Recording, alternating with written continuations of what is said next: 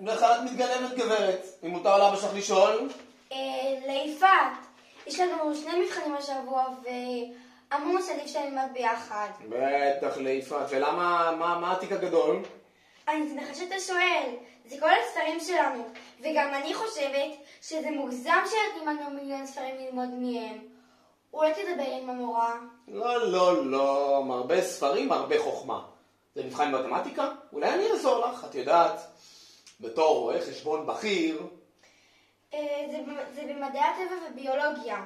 אברי רבייה, בלוטות זהה, הרגלי ביוץ. אם אתה רוצה, אני אשאר ללמוד איתך.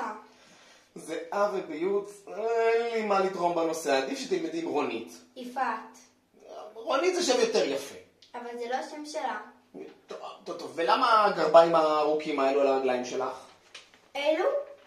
כי הורים של יפעת, רונית, מפעילים מזגנים כמו משוגעים. משוגעים, במחירים האלו? בדיוק. אז בגלל המזגן אני לובשת את הגרביים. וגם אלו הגרביים שמנכ"לית משרד החדשנות והמדע גורבת.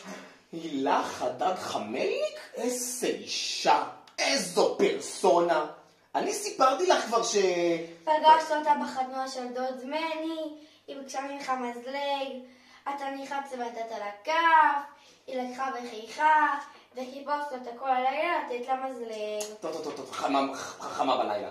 תלכי לרונית ותגידי לה ממני שיחבו את המזגן, יש מאווררים. סבבה, ביי.